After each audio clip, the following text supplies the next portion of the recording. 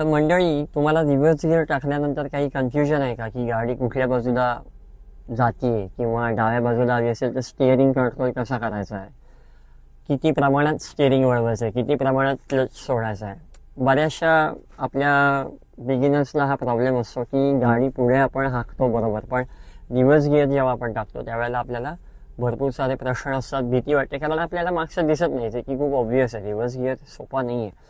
तुम्हाला गाडीचं जजमेंट पूर्ण आल्याशिवाय तुम्हाला रिव्हर्स गाडी घेता येत नाही.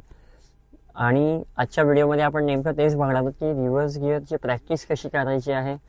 आपल्याला प्रॅक्टिकली रिव्हर्स गिअर जेव्हा आपण टाकून गाडी चालवतो तेव्हा कुठल्या कुठल्या गोष्टी ध्यानात ठेवायच्या आहेत, ह्या सगळ्या गोष्टी आपण आज डिस्कस करणार आहोत. रिव्हर्स गिअर टाकताना सगळ्यात पहिली स्टेप जी आहे अतिशय महत्त्वाची, ती म्हणजे आपलं सिटिंग पोझिशन फिक्स असणं आणि आपले जे ORVMs आहेत हे परफेक्ट एकदम अलाइंड असणं किंवा एकदम व्यवस्थित सेट करणं, जे की आपल्या नजरेला व्यवस्थित सगळा बाहेरचा व्ह्यू, लेफ्ट ORVM आणि राईट ORVM हा एकदम परफेक्ट असायला हवा. याचं कारण तुम्हाला सांगतो, भले तुमच्या गाडीमध्ये स्क्रीन जरी असली तरी ते पार्किंग सेन्सर्स आणि स्क्रीन जी आहे ती तुम्हाला फक्त गाडीच्या मागे काय आहे ते दाखवेल आणि अगदी थोड्याफार प्रमाणात तुम्हाला डाव्या आणि उजव्या बाजूचं दाखवेल. पण ORVM जे आहेत ना, त्याच्यामध्ये तुम्हाला ॲक्च्युअल तुमची गाडी कुठे आहे हे समजतं. आता हा जो ORVM आहे लेफ्ट साईडचा, तो मी कसा सेट केला आहे बघा. मला गाडीचं माझ्या डाव्या बाजूचा ORVM आहे, त्यामुळे डाव्या बाजूचं मागचं टोक दिसतंय.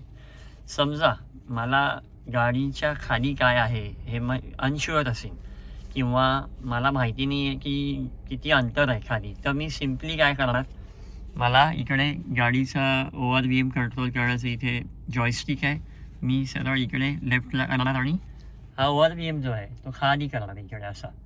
आता मला काय दिसते, हा माझ्यासाठी व्ह्यू एकदम परफेक्ट आहे जेव्हा मी गाडी रिव्हर्स घेतो, कारण मला आता थोडाफार प्रमाणात रस्ताही दिसतोय बरोबर आहे आणि मला आता गाडीचं टोकही दिसतंय बघा. ह्या दोन गोष्टी महत्त्वाच्या आहेत की आपल्याला थोडाफार रस्ताही दिसायला हवा आणि गाडीचं टोकही दिसायला हवं, म्हणजे वरचा ऑब्जेक्ट पण दिसतोय, आता ही मागे गाडी आडवी उभी आहे ती पण दिसते मला आणि खालचा रस्ताही दिसतोय. त्याच पद्धतीने मला उजव्या बाजूचा ORVM जो आहे तो माझ्या दृष्टीने सेट करायचा. आता मला इथे पण बघा रस्ता दिसतोय, पण एकदम थोडा मागचा रस्ता दिसतोय, थोडा अजून अँगल व्यवस्थित होऊ शकतो, म्हणून मग मी थोडंसं खाली करणार. आता बघा हे जे पेवर ब्लॉक टाकलेत ना, हे पण मला आता दिसतंय, म्हणजे गाडी माझी त्याच्या पुढे उभी आहे हे मला कळतं आहे. म्हणजे थोडक्यामध्ये मला जजमेंट घेण्यासाठी मागचं जजमेंट एकतर मला आलं ORVM सेट केल्यामुळे. हा ORVM आहे, लेफ्ट ORVM हा आणि हा राईट ORVM बरोबर. ही झाली पहिली स्टेप. दुसरी आणि अतिशय महत्त्वाची स्टेप ती म्हणजे आपला IRVM पण सेट करणं.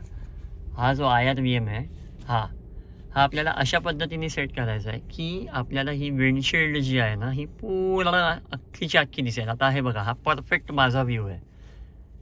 म्हणजे काय, तर मला ही जी विंडशिल्ड आहे मागची आपली रिअर विंडशिल्ड, त्याच्यातलं हे जे टोक आहे हे पण दिसेल इकडे. हे बघा, हे टोक मला पूर्ण दिसतंय आणि तसंच मला हे टोकही दिसतंय. सो आपल्याला डायगोनल अशा ह्याच्यामध्ये अख्खीच्या अख्खी विंडशिल्ड कव्हर व्हायला हवी.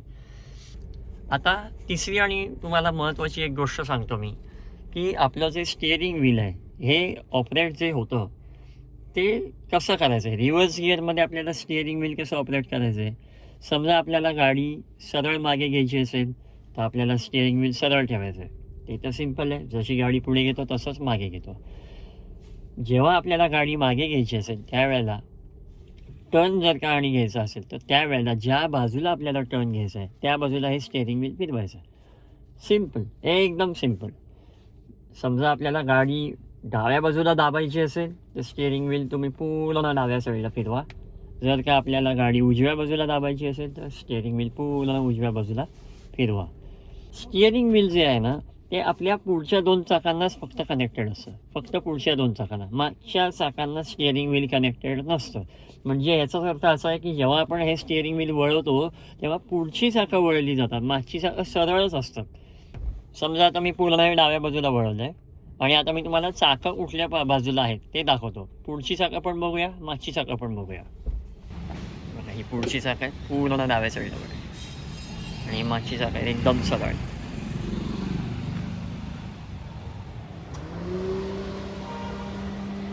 हे बघ, हा लेफ्ट साईडचा टायर आहे, हा पण पूर्ण डाव्या बाजूला वळलेला आहे आणि हा टायर सरळ आहे, हा वळला आहे, हा सरळ आहे.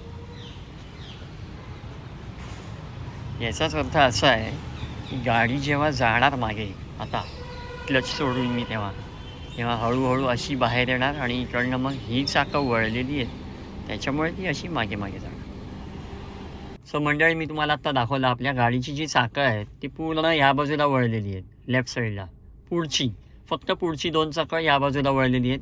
मागची जी 2 चाकं आहेत ती पूर्ण जशीच्या तशी सरळच्या सरळ आहेत. सो हे कायम ध्यानात ठेवायचं आहे, जेव्हा आपण स्टिअरिंग व्हील वळवतो ना तेव्हा फक्त आणि फक्त पुढचीच चाकं वळतात. आणि आता तुमच्या हे लक्षात येईल की जेव्हा आपण गाडी हळूहळू मागे घेतो त्यावेळेला तुमची गाडी जी आहे ना ती, समजा तुम्ही डाव्या बाजूला वळवलं स्टिअरिंग व्हील पूर्ण, की गाडी डाव्या बाजूला जाणार, पण ती अशी डायरेक्ट डाव्या बाजूला 90 अंशात नाही जाणार आहे. ती गाडी कशी जाणार आहे, असा कर्व येणार आहे असा. आणि त्याच्यामुळे काय होतं ना, तुम्हाला ध्यानात काय ठेवायचं आहे, ही जी बाजू आहे ना राईट साईडची, ती ध्यानात ठेवायची. म्हणजे काय, तर जेव्हा तुम्ही लेफ्ट टर्न मारताय तेव्हा तुमची उजवी बाजू जी आहे ती बाहेर येते. याचं कारण काय, तुम्हाला मी म्हटलं तसं डाव्या बाजूचा टर्न असा घेणार आहे गाडी, कारण मागची चाकं वळलेली नाही आहेत, पुढचीच चाकं वळलेली आहेत. सो पुढची चाकं जी वळली ती अशी वळलेली आहेत आपण डाव्या बाजूला केल्यामुळे स्टिअरिंग व्हील, आणि त्याच्यामुळे गाडी मग आपण जेव्हा मागे घेऊ तेव्हा पुढची चाकं मागे मागे जायला लागणार आणि ती अशी मागे जाणार.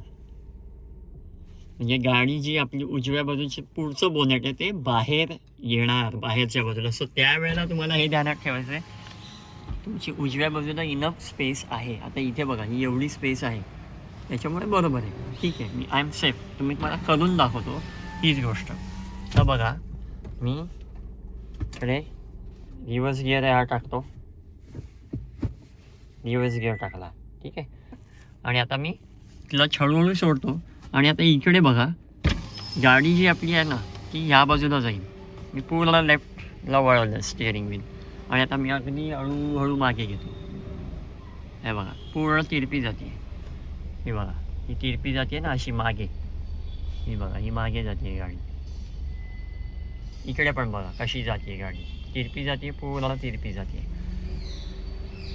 बरोबर. आणि याचाच अर्थ असा आहे, मी तुम्हाला म्हटलं तसं, की आता इकडे अंतर केवढं कमी राहिलं आहे बघा, आधी केवढं होतं आणि आता केवढं आहे. याचाच अर्थ असा आहे की आपली जेव्हा आपण रिव्हर्स गिअर टाकतो तेव्हा लेफ्ट साईडला टर्न असेल तर उजव्या बाजूला गाडी बाहेर येते.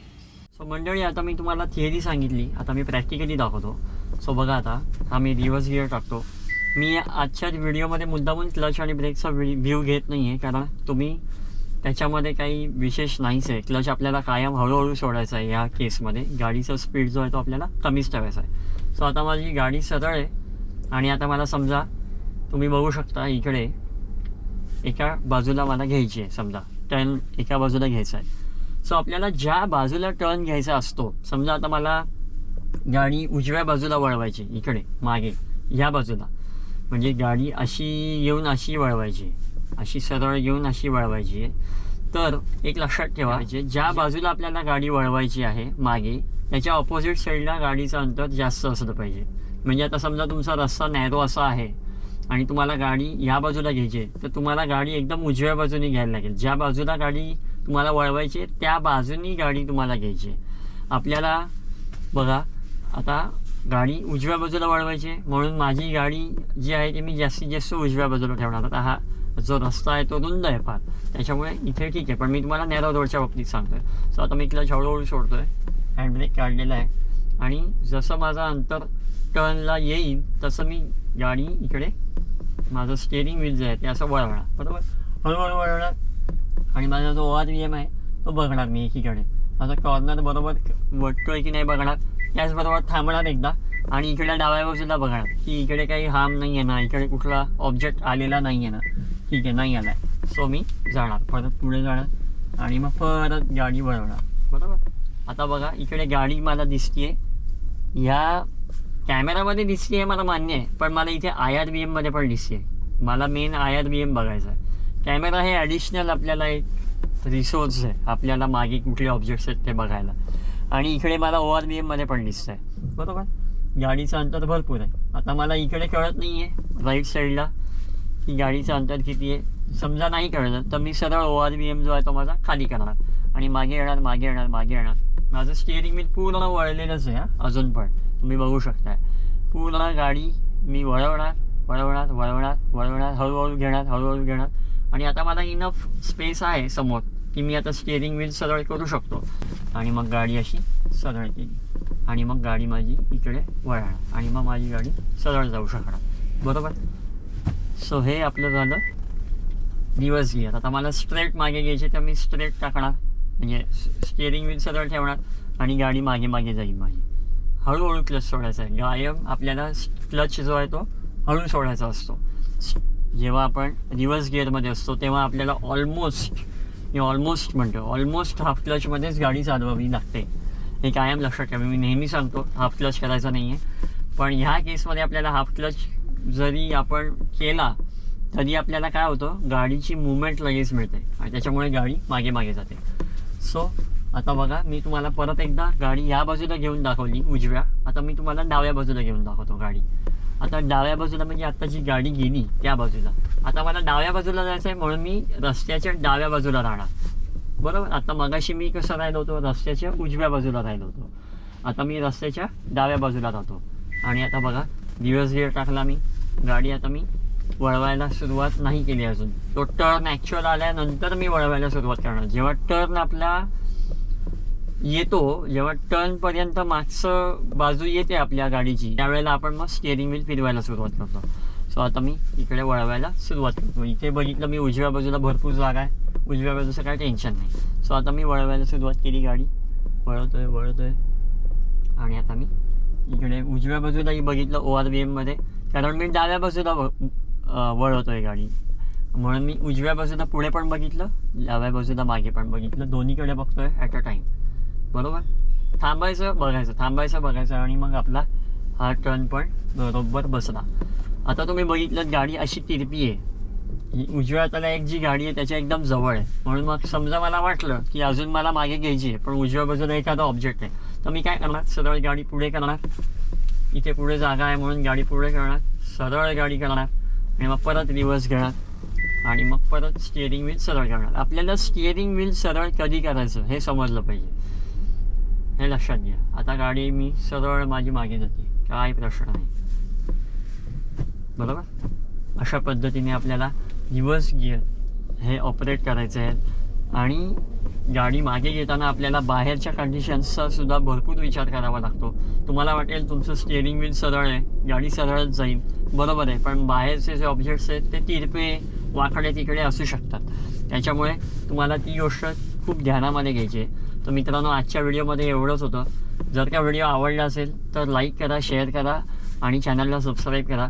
ज्याला कोणाला ह्याची गरज असेल त्याला हा व्हिडिओ पाठवा आणि रिव्हर्स गिअरबद्दल अजून कुठल्या शंका तुमच्या मनामध्ये असतील तर नक्की त्या मला तुम्ही कमेंट्समध्ये वगैरे मला नक्की सांगा. व्हिडिओ शेवटपर्यंत बघितल्याबद्दल धन्यवाद. सेफ ड्राईव्ह करा. जय महाराष्ट्र.